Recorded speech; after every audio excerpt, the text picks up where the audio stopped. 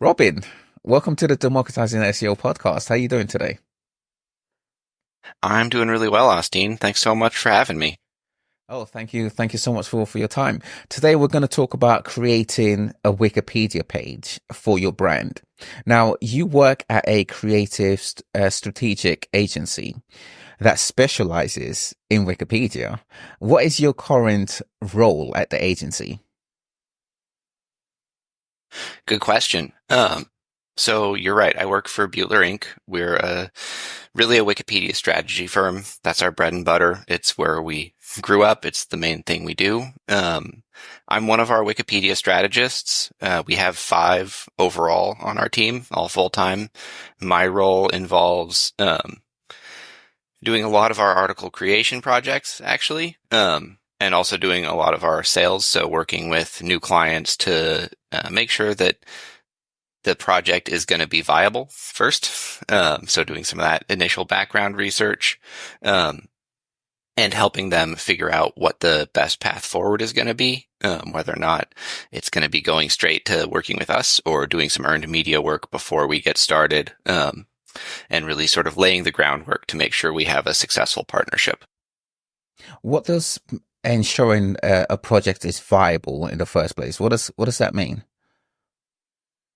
Yeah. So since we're talking about article creation for brands today, specifically, I'll come from that standpoint. Um, the first thing I do when somebody asks me, sends an inquiry asking about article creation is I just take a quick tour around Google for their brand and see whether or not I'm seeing the type of sources that Wikipedia editors are going to need to see to show that the article demonstrates notability, which is something I think we'll get into in more depth shortly. But essentially, is there enough out there from third-party sources that we can do work that's of value to the client? We don't ever want to start projects where somebody pays us money to come back to them and say, nope, sorry, can't have an article. There's actually nothing here. So we always want to do a little bit of groundwork there and make sure that it's going to be either close initially, or we can give them a good path forward. So that groundwork is really just getting in there and making sure that there's enough that we can work on. Okay. How long have you been a Wikipedia strategist? I started this job about 3.5 years ago. And prior to that, my Wikipedia experience was entirely as a reader. I'm curious to know how you would define Wikipedia, because some consider it an encyclopedia online. Others say, well, it's more for marketing tool. So how would you define Wikipedia? I would define it, I think the way it defines itself, it is an open source encyclopedia for everyone to use, right? It's everyone's encyclopedia, and it is, I wouldn't define it as a marketing tool. In my opinion, it is important for brands and companies. I think of it personally as a living history. So it's where we can all go to record and, collaborate on sort of, on our shared knowledge on a platform that is, really quite open and remarkable in terms of how it functions, being an entirely volunteer run group. If it's not a marketing tool, is it incorrect or inappropriate for marketers to use it for marketing purposes? So I want to understand what you're asking or what you're meaning when you say for marketing purposes, right? Because it is absolutely incorrect to go to Wikipedia and try to use it directly for marketing, right? To use it to place marketing language, to promote a brand or a company, you know, to put your boilerplate language on there. That is incorrect. That is not what Wikipedia is for. And that's why I go back to the living history, right? It is there to show what is this subject? What do we know about it from reliable sources? So what that people have said about it other than the subject itself, and what is its claim to notability, right? What makes it worth having an article about this topic versus just reading the general article? So like if you have, say an accounting firm, right? What has this accounting firm done that makes it necessary to have an article about it versus just reading an article about what an accounting firm is? So in terms of, what it's there for, it's not there for marketing, right? You can't go there and say, our brand is, has these values. We do this great thing. These are our initiatives. Cause that's not what Wikipedia wants, right? That's not what editors want to see. And if you try to do that, it'll get shut down very quickly, right? But it does. Many SEOs know. Yeah, exactly. Exactly. So it's there, it creates a sense of legitimacy, right? People see a Wikipedia article, that's important. It has lots of value in terms of returning results for LLMs, all the search engine learning software, everything's pulling from Wikipedia. But I think really just one of the main things is that if somebody has a question about a brand and there's a Wikipedia article, they'll typically go there before the website of that brand, right? And so having your history comprehensive and up to date as much as possible on Wikipedia is important because that's, where people are going to go and look for just the facts. Whenever I think of Wikipedia and browsing through Wikipedia, I have to say 100% of the time that I remember, I always come across it, a page or something via search, Google specifically. I don't remember a time when I've gone to Wikipedia and specifically searched for something. I've even appropriated my search to be more navigational based. So I'll type in what I'm looking for and Wikipedia, but do so on Google rather than directly on Wikipedia. Do you find that people carry out a lot of search on Wikipedia itself? I mean, there's the Wikipedia rabbit hole is, a popular sort of stereotype of what you do on Wikipedia, right? You go to one article and then you click links to other articles. So I think for the average user, it is coming through a search engine, right? You search for a brand on Google or, whatever search engine you're using, DuckDuckGo or Bing, and a Wikipedia article comes up. First couple results almost always if there's one there, and you click through that way. I don't think, as many folks are necessarily going into Wikipedia first to use their search engine, or to use as a search engine. I certainly do it, but I spend all day on Wikipedia, so it's more efficient for me. I want to get into the dominance Wikipedia has on search engines. But first I want to talk about branding on the platform itself. So you mentioned it's a living, breathing thing. So I assume any notable brand would want to be on Wikipedia. At what point would you say a brand's notability is worthy of a Wikipedia entry? Yeah, that's a great question. That's one we get a lot.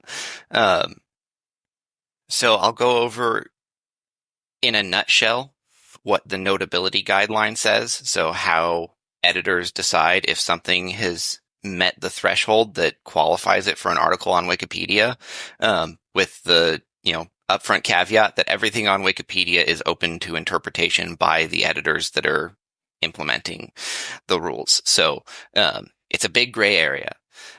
So when somebody wants an article, right, or is asking if an article should exist, what they're looking to see is whether this topic has enough coverage over a long enough period of time from independent mainstream media sources that are relevant to a general audience to establish a clear claim to notability.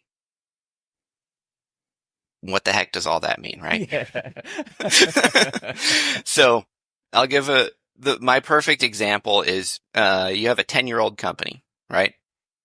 And in its first 3 years, when it was a startup, I mean, might still be a startup for 10 years, but in the first few years, it got some local press, right? It did something in its community, expanded a lot, hired a bunch of people, has a really interesting product that's unique, and it got some small profiles, right? Maybe in an alt weekly, maybe in, just the local newspaper, whatever it was, you have some history there. And then in the year 3 to 7 range, they probably moved, they probably expanded their headquarters, they, showed clear signs of growth. That got press, right? And that probably got press in slightly larger newspapers, maybe the state newspaper of record. Maybe they got some articles in, like some online business journals or something, enough to show, they didn't jump straight to the Wall Street Journal or New York Times, right? But you can see a growth in the interest in this company. And then in years 7 to 10, maybe they moved states, right? They went to somewhere that could house a bigger facility for them, or, whatever it was the need was. And they won some really impressive contracts, or, had some other partnership that was enough to get that coverage in the Wall Street Journal or Forbes, or the New York Times, some really large newspaper. Right. And so you see this really clear story just through the coverage. Here's this company founded by such and such. This is what they originally did. They made these moves. They grew in this way. Here's where they are today. They've grown this much. And it's just really easy to see, right? That's like the perfect scenario. So once you've got that coverage, it's often very simple to see, like, we can work with this. And the key points in there are that you have journalists writing in-depth profiles about the brand, right? Whether this is a person or a company, a nonprofit, a for-profit company, whatever it is, you have somebody who is specifically saying, what's this thing about? What milestones has it achieved? What makes it interesting? And I think where people get hung up is, well, I've been quoted in the New York Times. I've been, the brand's been mentioned in this paper. The brand's, we have this really viral video we produced or whatever. And when you go and you look at it and you say, okay, so let me show you your Wikipedia article based on that. It's such and such company was quoted once in the New York Times.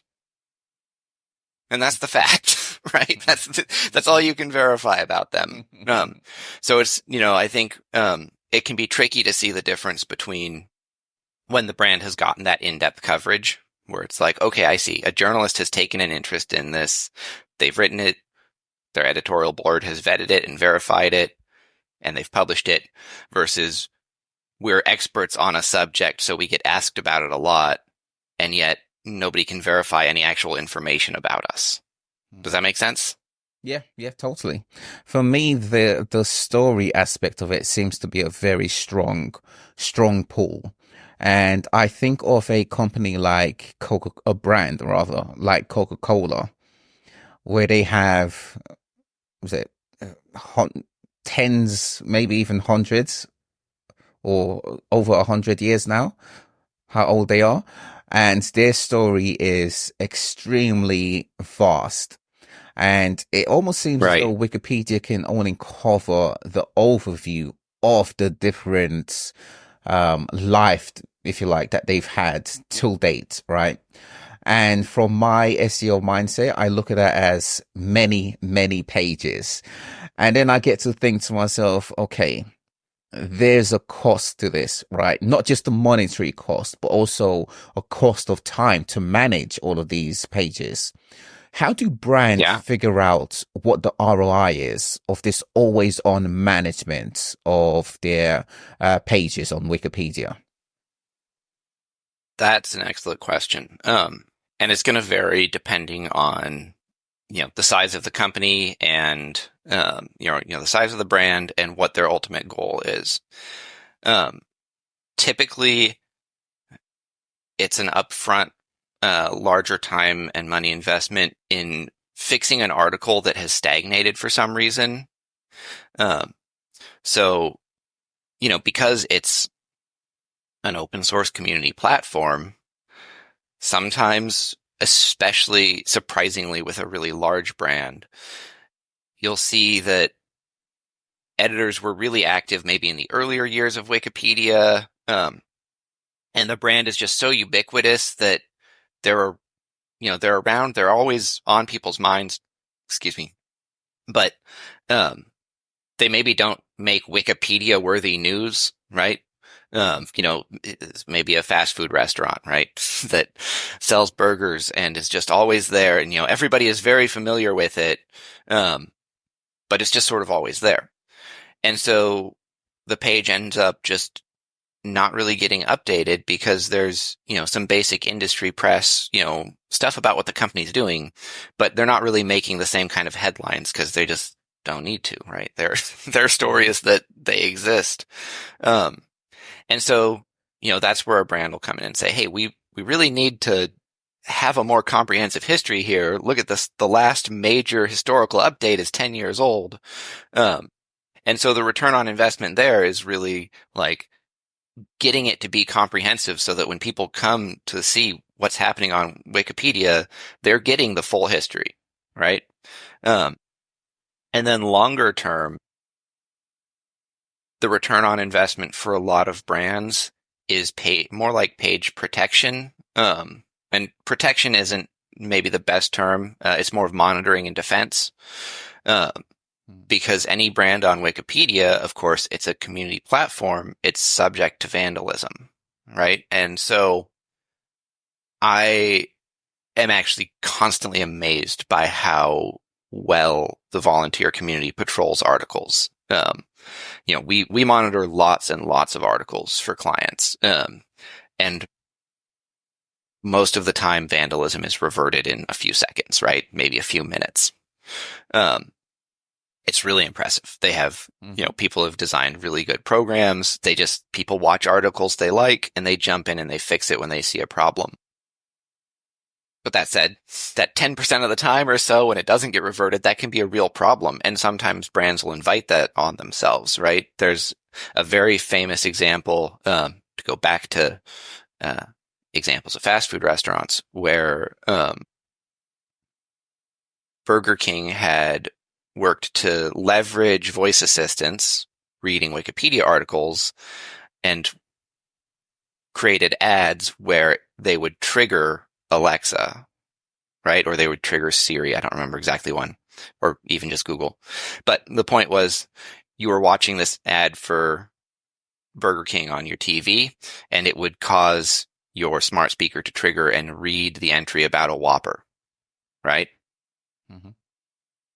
Wikipedia didn't really like that. But the other thing that happened was that people immediately went in and said, ooh, let me put something really bad in this article where it's going to read about, where it's going to, pull from for this voice assistant prompt.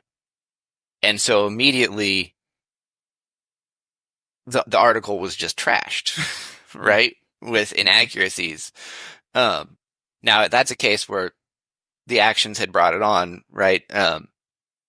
But more typically it's, just somebody comes in, changes something to make it inaccurate, adds a type of vandalism I see a lot is people adding founders that aren't actually the founders of the company. I do not know why folks do this. I assume it has something to do with winning a bet or, some ego-driven reason. Right. But somebody shows up and will just change a little name, and that doesn't show up as clearly or obviously as vandalism all the time, right? And so for a lot of brands, that longer term return on investment is having somebody there who's ready to jump in and say, oh, hey, that's not right. We need to fix that. Because of course that can be really detrimental to a brand to have inaccurate, misleading, misinformation sitting on the page. Yeah, and totally. If we're going to get into knowledge panels and knowledge graphs, obviously that can be disastrous. Mm-hmm. Oh yeah.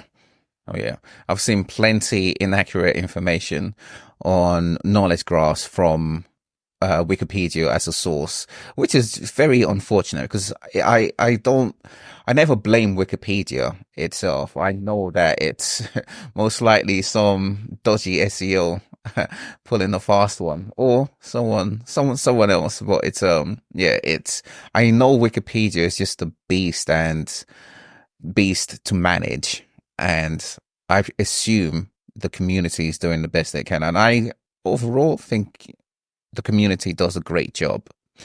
When it comes to creating pages, I want to get into the right and wrong approaches. Yeah. What would you say is the right way to go about creating a page on Wikipedia? Okay. So there is a right way. There is one specific right way. And we're talking specifically in instances where you have a conflict of interest, right?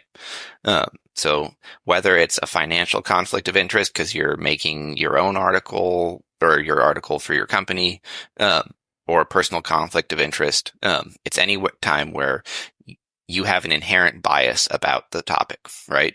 So there's an assumption that you can't be fully objective. There is a place on Wikipedia called Articles for Creation, right? Mm-hmm. And that is a queue where an editor with a conflict of interest can come in, they can submit their draft, and they say, hey, I'm here on behalf of, this subject, this company, whatever it is. I wrote this draft. I think it meets Wikipedia's notability guidelines for these reasons, probably highlight some sources. And then you get in a queue to be reviewed by the volunteer editing community. That queue often has several thousand articles in it, so it can take a long time because, there's no deadlines on Wikipedia. We're always waiting for a volunteer to show up and say, yeah, I'll totally spend part of my life reviewing this article for you. Happy to do it. Right? Right. So you have to have patience. And you have to really hear what editors have to say. So they're going to come through, they're going to look at it, they're going to see whether or not it's formatted correctly, right? Wikipedia is not user-friendly in terms of getting its formatting right. It's not super intuitive. You can't pepper external links in there. The citations, there are good tools for adding citations these days that are easier than it used to be. You don't actually have to write everything in wiki code all the time if that's not your jam. But where to put citations is difficult, right? Which citations to use, all of these little rules that are written on Wikipedia, but it's written across thousands and thousands of pages of text. So they're going to look at all that and they're going to come back and tell you, I want to see more of this type of source, or I see you have, 4 articles from this one journalist. Can you find any others, from just to show me somebody else took an interest? This part looks a little promotional, right? There's too much content on this thing, right? They'll give you feedback and you really have to hear that and work with them, which is what you want. And then if they like it and they feel like it's meeting notability guidelines, they'll move it from draft space. So you'll have originally created the article draft in your user space, or in draft space, which is not part of the encyclopedia. So it's not indexed. And then they'll move it over to main space, right? And the main space is where the articles go to live. And once it's there, right? The reason this is the right way, and the reason you want to have this back and forth with editors where you show you worked with them, you compromised, you came up with something everybody was happy with, is because that's a paper trail, right? If somebody ever is concerned about the article or, wants to chat about it, ask whether or not it was done right, you just, here's the conversation. We talked about it. We followed the procedures. This is it. And that is also following Wikimedia Foundation, the parent foundation of Wikipedia. It's following their terms of use, right? You have to go in and you have to disclose your conflict of interest openly and plainly. I'm not going to quote the guidelines exactly because I don't want to get it wrong, but that's it in a nutshell, right? If you have a conflict of interest, you got to show up, you got to say, this is me, and you got to not directly edit about that topic. So that's the right way, right? You do this queue. it's hard, right? Because if you don't have the sourcing, you can't do it, right? Because that's why it's there, to create those checks and balances, to make sure that Wikipedia doesn't become a repository for every single fact on the internet, which would make it irrelevant. And to show that the process was, collaborative and followed, and it's not just being used for marketing, right? It's, people who are showing up and saying, I want to be a part of Wikipedia because I believe in it. It's important to me. It's important to the internet, but I want to do it the right way. Right. Is that the approach that's also used if it's a third party writing about a brand? Yes. So when I create an article on Wikipedia, I always show up and I say, hi, I'm Robin. I'm here on behalf of the subject. Here's the draft, because I've been paid, right? So I've been paid. I have a conflict of interest. So it doesn't matter whether or not it's a direct representative or a third party who was hired, right? If you are in any way paid or you have a personal connection to the topic, you're not supposed to create that article directly. You're supposed to go through this articles for creation queue and let somebody else determine whether or not the article is doing all of the right things and meeting Wikipedia's standards. It's a good question, because I think that is confusing. Yeah. I once heard of a brand that had an agency, that hired an agency for their general marketing, but as part of their work, the agency's work, they wanted to create a Wikipedia for one of the brand's products. So they hired an intern who apparently, because it was an intern, not a part of the client, and also not a part of the agency for some reason. I don't know, because it was unpaid employment. They were able to go around it that way. Would you say that's a rather shady, perhaps not necessarily meeting the guidelines approach? That is straight up not necessarily meeting the guidelines approach. So that intern, no doubt people are trying to do the best job for the person they're doing that job for, right? Mm-hmm. And so I have no doubt that the intern wanted to do the best job they could, right? And because of that, that creates their bias. Right. They are trying to get a good evaluation of their internship, right? They're trying to get a professional career jumpstart from this work. So I would not expect that the article is going to come out, perfect Wikipedia entry, right? Because a Wikipedia entry is imperfect, sort of inherently, right? Because it's dry, it's basic, it's, just summarizing a bunch of, well, in this year, this thing happened, and then these following events happened. Here's their revenue. See ya. So I would definitely say that is, I can see on many levels how people would justify that, and just respond by saying, if you need to justify it and do some mental gymnastics to convince yourself that it's above board, it's probably not. Because they still have a personal conflict of interest, paid or not, right? They're doing it on behalf of the company or the brand. Right. I'm sure people will be listening, thinking about timelines, like just roughly. I know it depends on many factors, but let's say for a brand who wants to create one page on Wikipedia, roughly how long does it take if they do it correctly? Yeah, assuming they're notable, right? So we've already established this is worth pursuing on Wikipedia. We tell people to expect 3 to 5 months to get an article created. And that's simply because of the backlog of articles that need to be reviewed. And of course, business topics often aren't the most exciting articles in the queue. Right. So it does take some time. We encourage people never to think of Wikipedia as the last thing before they're going to do an IPO. because it's just not going to happen in time for you. And, in that there is going to be a good amount of waiting, right? So you'll submit a draft, you'll wait for an editor to respond. One of the benefits of hiring an agency that knows the ropes and knows how to go about it is we can't force the timeline to speed up, but we know where you can go on Wikipedia to seek additional help if you're really not getting a response, right? Because it's not a queue that's reviewed chronologically. It's reviewed by when somebody sees the article and says, cool, this looks neat. I'll look at this.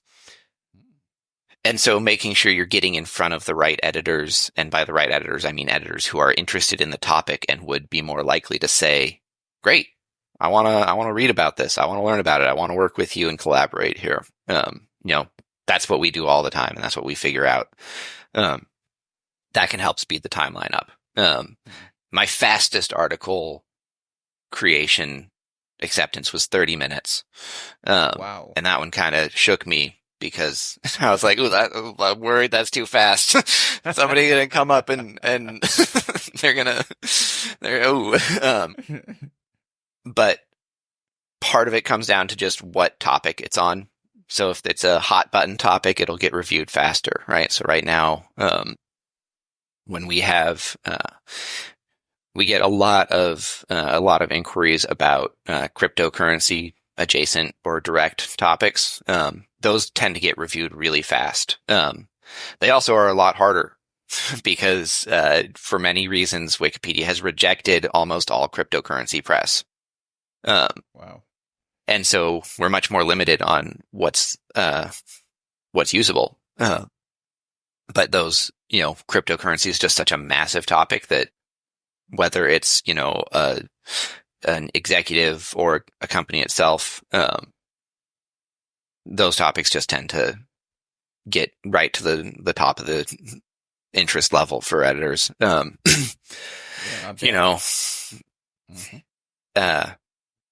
Business to business software. Oof. That is a tough cookie to sell on Wikipedia. Whether or not you have clear notability, that is one where it is really helpful to have somebody who knows how to find editors that are interested in that kind of topic. At Beutler Ink, at what point does a brand come to you to create their Wikipedia? All points, all life stages. We get a lot of startups, folks who are trying to really build their online presence. And unfortunately, we tell most of them that it's not the right time. Our general, sort of most common saying is Wikipedia is the last place you'll be written about, not the first. So we do really try hard to educate people and show them like these are the steps you need to take before it's worth putting your time and money into Wikipedia. Anybody who tells you they can do it for you now is totally scamming you, because there's so much of that out there, unfortunately. And we get the other end of the spectrum, which is companies that have been around for 100 years, like Coca-Cola, and somehow nobody ever wrote an article about them, right? Those are always fun ones because we get to go into historical archives of newspapers and really dig through history. And then probably most commonly what we get is executives who, have risen to the top of a major company, or just a company has had turnover. And so now there's a new executive, and they don't have a bio, but there's, lots of stuff about them. So I'd say like that's the most common scenario is executives who don't have bios. But we do get inquiries across the board, startups, soccer teams, just small nonprofits, because it is very easy to go online and Google, how do I establish my brand? And find some article that says, get a Wikipedia page. Not the first step. Probably the last. Are you normally contacted by PR or branding folks, branding professionals, or someone else? Yeah. Yeah. So we get plenty of direct inquiries. Just we've existed in the space for so long, right? That companies come directly to us, but a good amount, I actually just looked at our numbers the other day, and I think about half of our new projects come via an agency. Yeah. Okay. So there is a lot of that. And often that comes with the agency has tried Wikipedia in the past and realized that's way too much to learn to do it right and effectively. And so we are sort of the white flag, help please situation.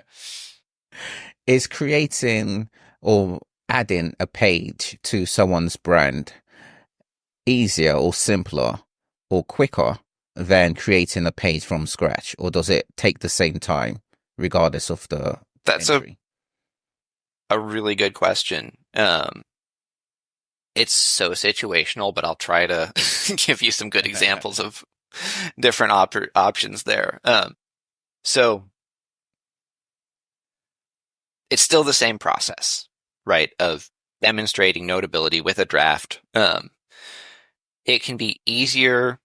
Let's say we have a company, they have a subsidiary, and they do an IPO for the subsidiary and spin it out, right?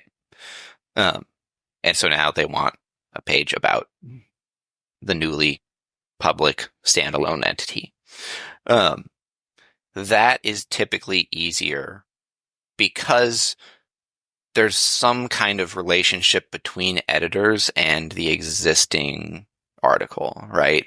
So, I don't have to go and say, hey, who's interested in this company that doesn't have a presence on Wikipedia at all? I can go and look through the edit history, right? Because every edit on Wikipedia is tracked. It's there. I can see who made it. I can see what I can go look in their history, see what articles this person edits, what their interests are. So you can work with that, right? And you can go and you say, hey, I noticed that you've invested a lot of time in this article and you've kept it up to date and worked on it.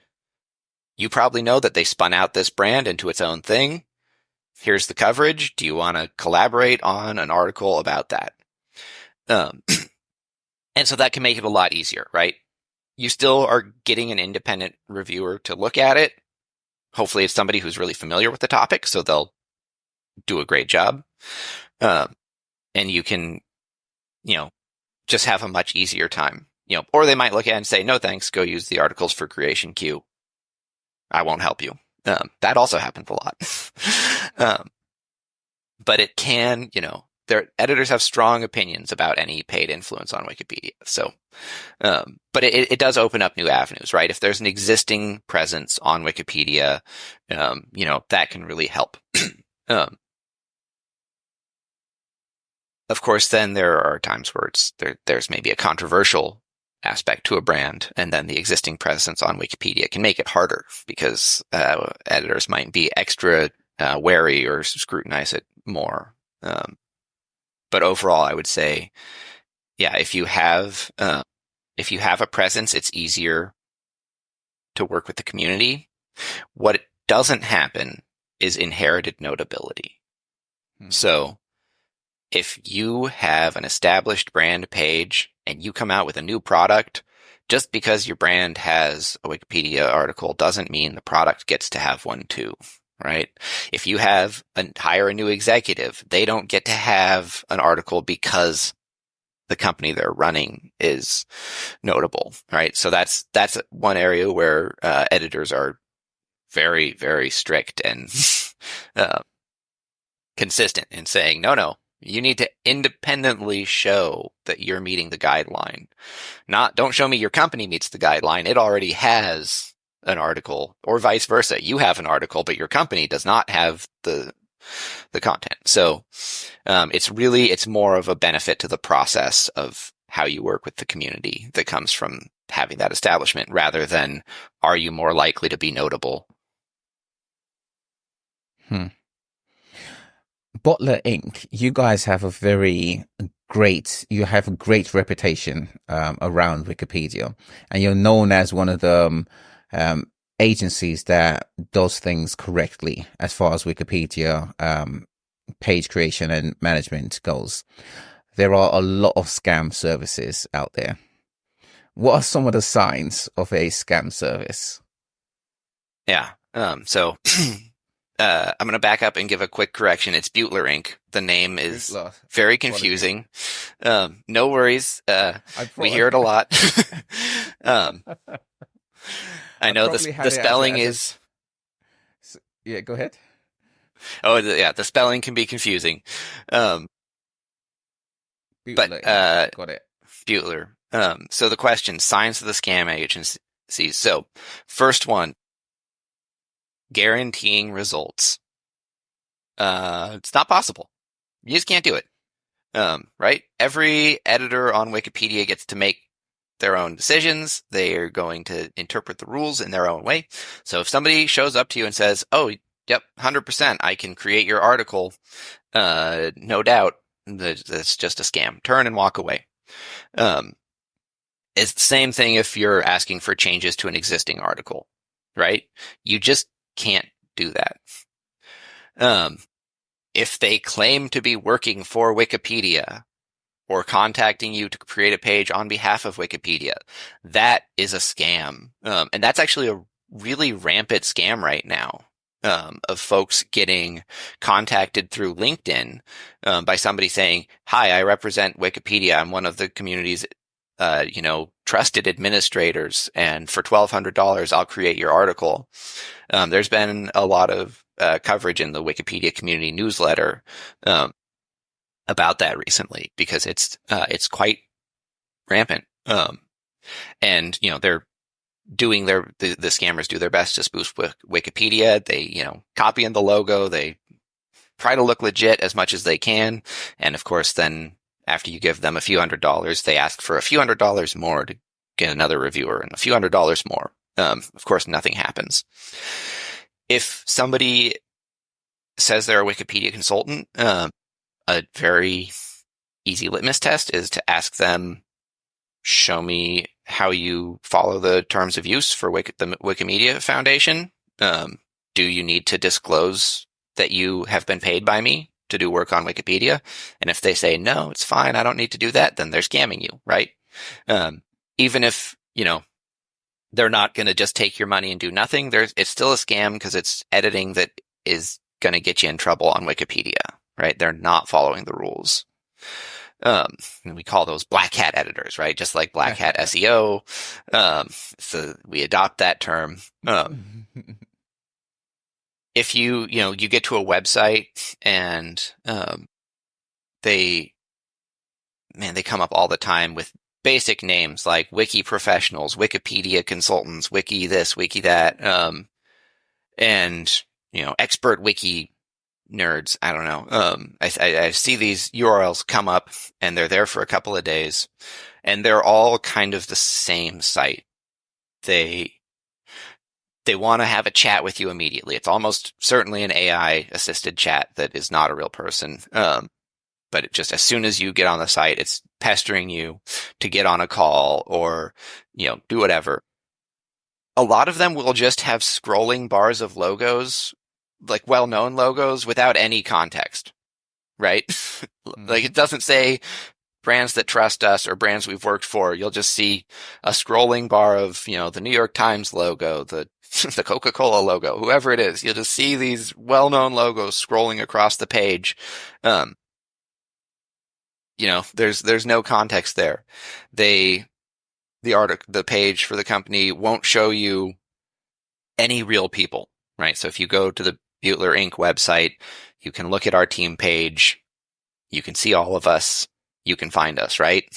We're real people. And then of course they, press you with, oh, book now, 90% off, article creation, all this stuff where it's just, it looks too good to be true. Because it is. Right? So, look for those pages where or for consultants who are saying, here's who we are, Here's how you can contact us. No pressure. And just let you, contact them organically. But really those first two is, are they guaranteeing results, and do they understand Wikimedia's terms of use, and do they follow them? Can they give you examples? Do they have an account that they use where they can show you, yep, here we go. Here's an article I created. Here's the conversations. Here's how I disclose my connection. If they can show you that, that's a great sign. If they can't, nope. Just close that door. And I saw on one of the posts on you guys' sites, there's actually a list of on Wikipedia of blocked Wikipedia editing services. I had no idea. One, there was a list of this, and two, it's quite a long list. Would you say this is one of the best places to see who's breaking Wikipedia's rules? It is a good place. Of course, the thing is, anybody who's on the blocked list isn't going to represent themselves as the blocked name anymore. So I think, to toot our own horn a little bit, there's a big value in that list, which is there's a much shorter list in it of companies that have never been blocked. Right? And that is us and a few other names. So there's a good value in seeing, are they on the list of never been blocked, right? Then they have an established presence, right? Somebody in the Wikipedia community knows them and has worked with them. They're doing things the right way. That other list, certainly there is a cautionary tale to see how many folks have been blocked. But unfortunately, I think it's a situation where the influx of scammers is, faster than that list is going to keep up with it. And it is, that list is, does a really good job of showing you where, what we call sock puppet farms have come from. So, there's been firms in the past that create a whole network of editors to, forge consensus and make it look like there's a community there supporting articles that aren't notable or are directly promotional. Some have gone as far as to create content farms, so websites that appear to be cranking out legitimate journalism. So those types of operations that have been, caught and knocked out by the community are definitely in there. But in terms of individual scammers, I'm afraid that it's, there's probably just too many out there for it to really be comprehensively showing that. But it is a really valuable list. Like, don't get me wrong. I'm so glad it exists. Stick with the well-known, reputable services. Yeah. Mm-hmm. Google and other search engines seem to love Wikipedia. Why do you think this is? Oh, I mean, it's like the perfect environment for search engines, right? The site has existed forever, right? It's been there for a long time. It is the interlinks on the site. It is just a, giant stew of keywords that are all linked together, right? So it is exactly what a search engine needs, right? It's got all the circumstances that are right there to have just a tremendous authority on so many topics. And of course, massive traffic, right? So it's, people go there. It's a trusted source. And it just has that formula that you can't really recreate, but now 20 plus years of history of people going in and creating this intensely detailed, vast network of information that is all tied together. It's there. It exists. I don't think there's going to be a new site that's going to please search engines that well for a while, personally.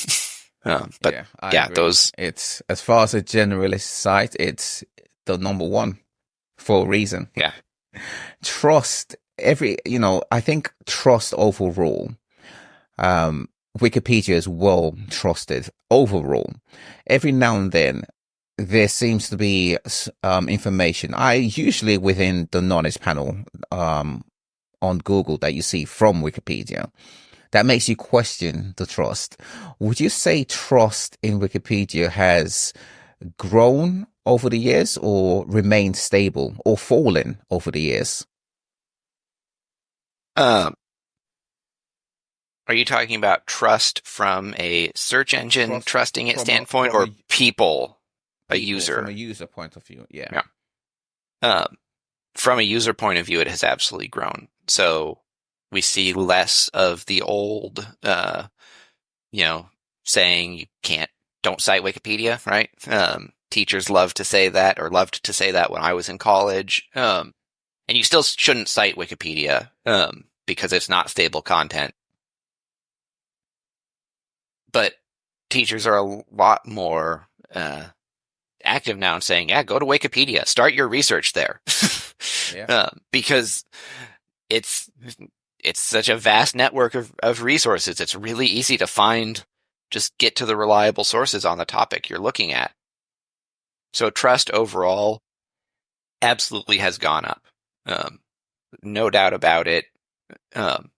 Whether people like it or not, it's like Wikipedia is the place where you go to start learning about something at this point. Yeah. And I don't see that changing, especially because I think one of Wikipedia's values is that it is so dedicated to the human touch. So, even though there are things that are wrong on there, and it requires you to take personal responsibility for the research you're doing on Wikipedia, right? Every reader has their own responsibility to double check if what they're reading on Wikipedia is backed up by a source and if that source actually verifies it. If it's something you're going to dispute at all, right? You probably don't need to ask that for questions like, do ducks have feathers? But if you're reading about a brand's history or something, like, there should be a way for you to verify that. But that's your responsibility, right? As the reader. Yeah. So, there's this human element that's really important on Wikipedia. And to me, it makes it more trustworthy, right? Because I know, there's not a program in there verifying the veracity of sources, right? That's still all done by people making a choice and looking at it, right? And, from what I've seen of AI, it can't make really good judgment calls right now about whether or not something is trustworthy. People can, though. And so, to me, as long as Wikipedia remains a community-driven thing that is people making decisions, people looking at things, people working together, it'll just become more trustworthy. Yeah, the community does a wonderful job, I have to say. Robin, every brand should know this about Wikipedia. What would this be? You don't get to own your Wikipedia article. I think a lot of brands get the misconception that Wikipedia will say what they want and it will share their values, right? But it's not owned media. It is open source media. So brands should understand that it should be a comprehensive and honest look at the brand's history. But it needs to be from Wikipedia's standpoint, not from the brand's standpoint.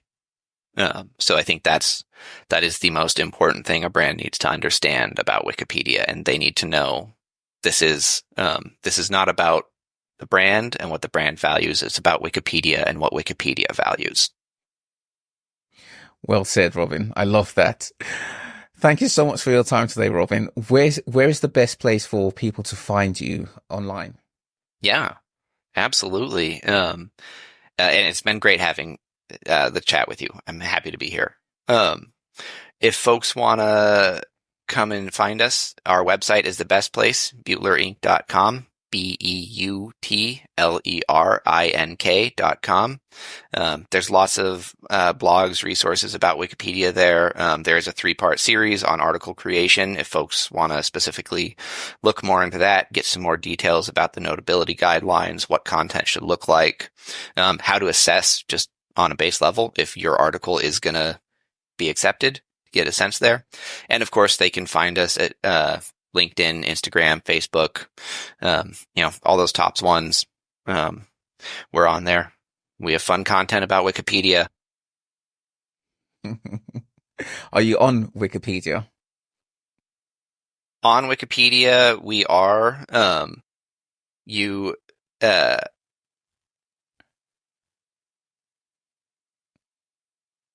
can find our accounts. I don't want to just put them out there directly here, because while everything is disclosed, just because of client relationships, I think it's better to leave those there. But if somebody wants to see our accounts and they want to see how we do it, I would say the best thing to do is to reach out to us and ask us to show them so that we can walk through that process. I'll have a link to the site Beutler. Am I pronouncing it right? Beutler. Yeah. BeutlerInk.com. I'll have a link so people can get in touch with you guys. Robin, thank you so much for your time today. Have a brilliant day. I've enjoyed this conversation. I think we can go on and on, but time we've got to cut it at some point. But thank Understood. you so much for your time, and we'll catch up again another time. Yeah, absolutely. It's been great. Look forward to speaking to you again, Austine. Cheers. Bye now.